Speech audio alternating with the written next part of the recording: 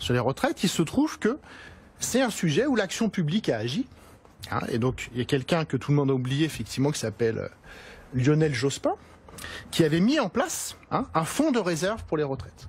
Ce fonds de réserve, il est doté de plus de 30 milliards. 35, je dirais même. Voilà. Ouais. Mais il y a des engagements qui fait que bon. D'autre part, les systèmes de retraite complémentaires ont eux aussi des fonds de réserve.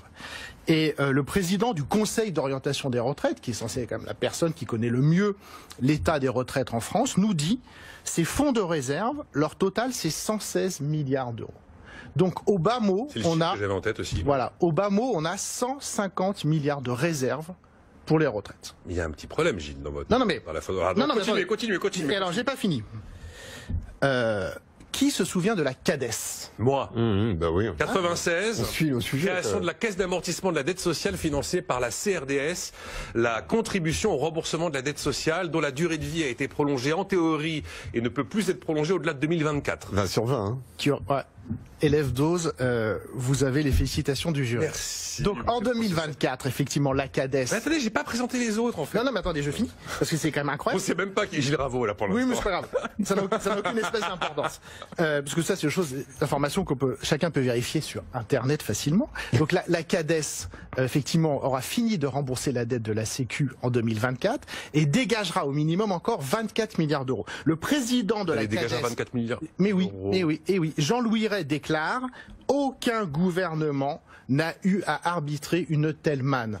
Donc ce que ça veut dire, c'est qu'en fait, et donc c'est là qui est quand même sidérant, je suis désolé de décevoir tout le monde, mais en fait il n'y a pas de problème de financement des retraites, et je pourrais continuer longtemps comme ça en expliquant qu'avec une politique d'emploi un peu moins débile, en créant des emplois et en augmentant les salaires, on finance les retraites mais hyper large. Et pourquoi ?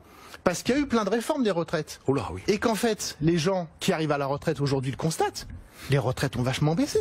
Et en fait, le vrai problème des retraites, c'est la pauvreté des vieux, qui va arriver de façon évidente dans les prochaines années. Qui n'est pas massive aujourd'hui. Qui n'est pas du tout massive aujourd'hui, qui est la plus grande réussite de l'histoire sociale de la France. Parce qu'avant, quand on était vieux, soit on avait du patrimoine, soit on était pauvre, et la grande majorité des gens étaient pauvres. La première réussite de notre système social, c'est qu'on a un taux de pauvreté parmi les vieux, qui est effectivement un des plus bas du monde et un des plus bas de l'histoire, évidemment.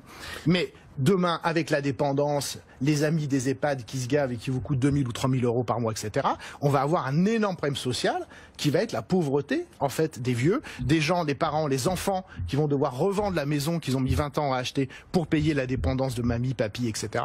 Donc c'est ça le vrai souci. Et je passe sur l'incroyable écart d'espérance de vie qui existe dans notre pays.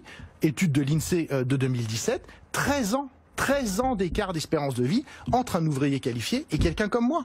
C'est quand même des trucs énormes. Donc pourquoi on ne parle pas de ça et pourquoi on nous gave une fois de plus avec un problème monétaire qui, je suis désolé, n'existe pas ?